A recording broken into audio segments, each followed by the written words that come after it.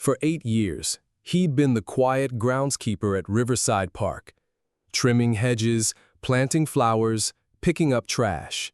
Just another elderly man with dirt under his fingernails working to supplement his pension.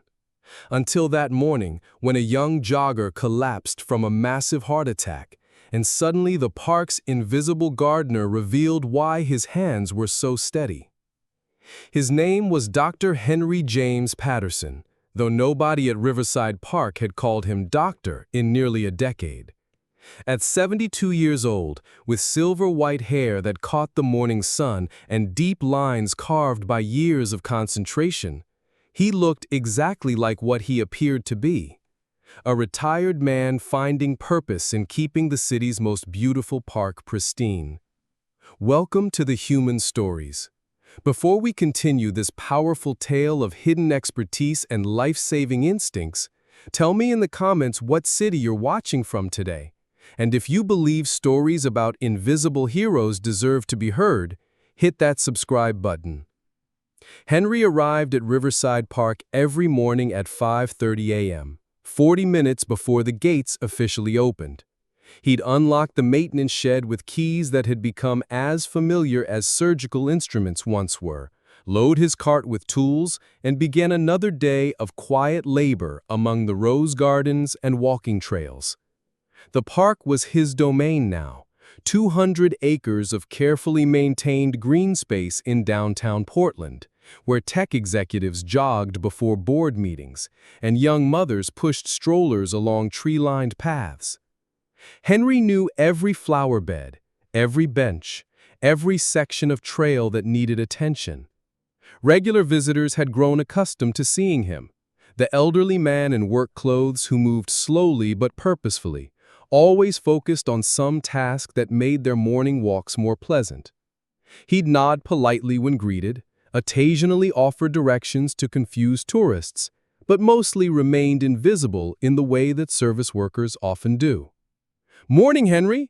Roses are looking beautiful this year." "Thank you, Mrs. Chen. That new fertilizer seems to be working well." "You've got the magic touch with plants." If only she knew what his hands had really been trained to do. Henry lived alone in a modest craftsman house 6 blocks from the park, close enough to walk to work, but far enough to maintain the separation between his two lives. The house was comfortable but unremarkable, filled with the kind of furniture a man acquires over decades of practical living. But certain rooms told a different story. The home office contained medical journals spanning 4 decades, textbooks on cardiac surgery, and continuing education certificates that stopped abruptly in 2016. The walls displayed diplomas from Harvard Medical School, Johns Hopkins residency, and board certifications in thoracic and cardiovascular surgery. In the bedroom closet, behind winter coats and gardening clothes, hung surgical scrubs that still smelled faintly of hospital disinfectant, awards from medical societies, letters of gratitude from patients, and photographs from operating rooms where Dr. Henry James Patterson had spent 43 years saving lives. Dr. Henry James Patterson, M.D., Chief of Cardiac Surgery at Portland General Hospital from 1998 to 2016. Over 12,000 successful operations, including pioneering work in minimally invasive valve replacement and pediatric heart surgery. A career that ended not because of retirement age, but because of something no surgeon ever wants to face: essential tremor, a neurological condition that causes involuntary shaking, particularly in the hands. For most people, it's manageable, even barely noticeable. For a cardiac surgeon who worked on arteries measured in millimeters, it was career-ending. The tremor had started subtly in 2015, a slight shake during particularly long procedures, easily attributed to fatigue. But it progressed, and by 2016, Henry could no longer maintain the absolute steadiness required for the delicate work that had defined his life. He'd retired with full honors, accolades from colleagues, and the knowledge that he'd trained dozens of surgeons who would continue his legacy. But at 64, he faced the prospect of 30 years without the purpose that had driven him since medical school. The job at Riverside Park wasn't about money. His pension and investments provided comfortable retirement. It was about having somewhere to go, something to accomplish, a reason to wake up each morning. Gardening required many of the same skills as surgery: patience, precision, attention to detail, the ability to nurture life. And it kept his hands busy, even if they weren't quite as steady as they once were. Tuesday, April 23rd started like every other morning. Henry arrived at 5:30 a.m., unlocked the shed, loaded his cart with pruning shears, fertilizer, and fresh mulch. The spring planting season was in full swing, and the rose garden needed attention before the morning joggers arrived. By 6:15, the park was beginning to come alive. Early commuters taking shortcuts through the grounds, dedicated runners starting their daily routes, and dog owners letting their pets explore before the heat of the day set in. Henry was deadheading roses near the main running trail when he heard the sound that every cardiac surgeon learns to recognize instantly: the wet, desperate gasping of someone in severe respiratory distress. 30 feet away, a young man had collapsed on the asphalt path. Mid-30s, athletic build, wearing expensive running gear that suggested he was serious about fitness. He was conscious but struggling, his face already turning the bluish color that indicated inadequate oxygen circulation. Other joggers had stopped, forming a worried circle around the fallen man. Someone was calling 911. Another person was asking if anyone knew CPR. Henry dropped his pruning shears and moved toward the crowd, his trained eye already assessing the situation. The victim's symptoms were textbook: clutching his chest, profuse sweating, labored breathing, skin color indicating poor circulation. Classic presentation of acute myocardial infarction, a massive heart attack. "Step back, please. Give him room to breathe," Henry said, his voice carrying an authority that made people instantly comply. He knelt beside the victim, placing 2 fingers on the man's wrist to check his pulse: rapid, irregular, weakening. The heart muscle was dying from lack of blood flow, and they had minutes, maybe less, before irreversible damage occurred. "What's your name?" Henry asked the victim.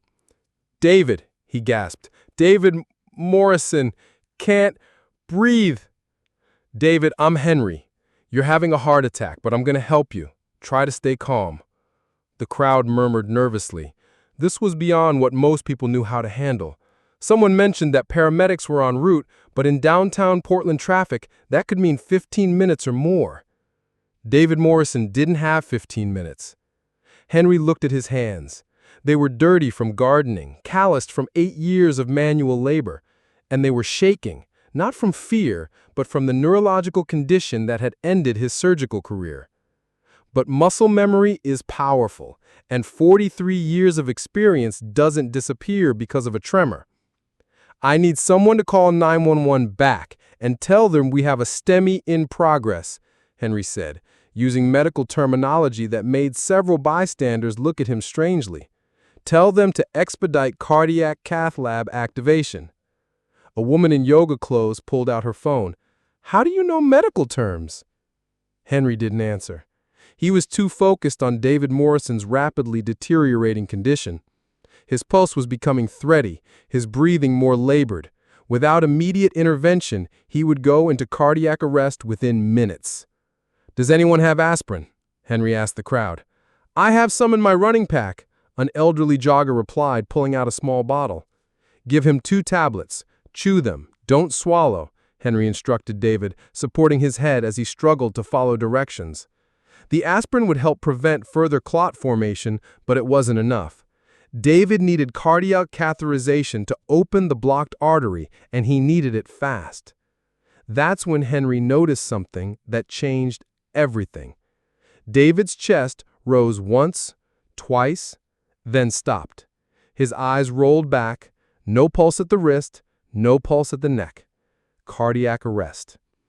Henry had approximately 4 minutes to restore circulation before brain damage became irreversible. "Step back, please," Henry commanded, his voice taking on the tone that had directed operating rooms for 4 decades. "I'm starting CPR." He positioned himself over David's chest, placed his hands in the exact position he'd taught countless medical students, and began compressions. But something felt wrong. His hands were shaking too much for effective chest compressions. The tremor that had ended his surgical career was now preventing him from saving a life. For a moment, Henry felt the crushing weight of his limitations. The skills were still there, the knowledge remained intact, but his body could no longer execute with the precision required. Then he looked at David Morrison's face, 30-something, probably had a family, his whole life ahead of him. Someone's son, possibly someone's husband and father. Dr. Henry Patterson made a decision that would define the rest of his life. He stopped fighting the tremor and started working with it. Instead of trying to force steady compressions, he used the rhythm of his shaking hands to create a different pattern. Shorter bursts, more frequent, adjusting the technique to work with his neurological condition rather than against it. "Come on, David. Stay with me." 30 compressions, 2 rescue breaths, check for pulse. Nothing. Again, 30 compressions, 2 breaths, still nothing. The crowd was getting larger, people calling out suggestions, someone crying, but Henry blocked it all out. This was exactly like being in the OR. Everything depended on focus, technique, and refusing to give up. On the 4th cycle, David's chest rose independently. Pulse check. Weak, but present. "That's it, son. Come back to us." David's eyes fluttered open, unfocused, but aware. His color was improving, breathing becoming less labored. "Who are you?" David whispered. Henry looked down at his dirt-stained work clothes, his shaking hands, his appearance that suggested nothing more than a park groundskeeper. Just someone who was in the right place at the right time. Paramedics arrived 7 minutes later to find their patient stable, conscious, and being monitored by an elderly man who gave them a medical handoff report with the precision of someone who'd done it thousands of times before. Patient is David Morrison, 34 years old, experienced STEMI with brief cardiac arrest, aspirin administered, CPR performed for approximately 3 minutes before return of spontaneous circulation. Pulse is weak but regular, respiration improved, color returning to normal.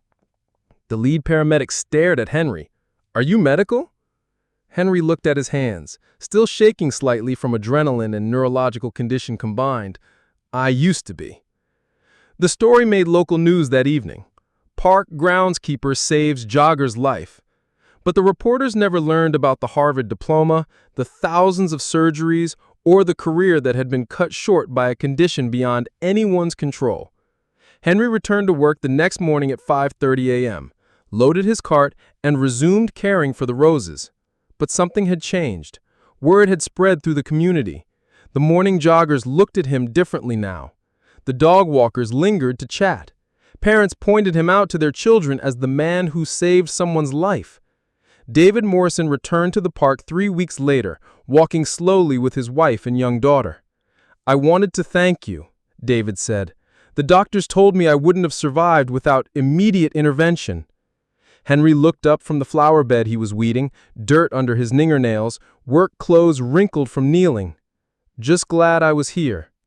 "The paramedics said you knew exactly what to do, said you handled it like a professional." Henry's hands stilled for a moment, then resumed their work among the roses. Sometimes the most important thing isn't having perfect technique. Sometimes it's just refusing to give up. David's wife stepped forward. "Is there anything we can do to thank you?"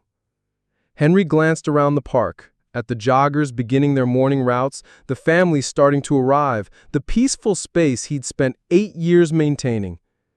"Just keep living your life. Take care of your family. That's thanks enough." Henry Patterson continued working at Riverside Park for 4 more years before finally retiring at 76. He never told anyone about his medical background, never sought recognition for his decades of surgical expertise. But the park had changed.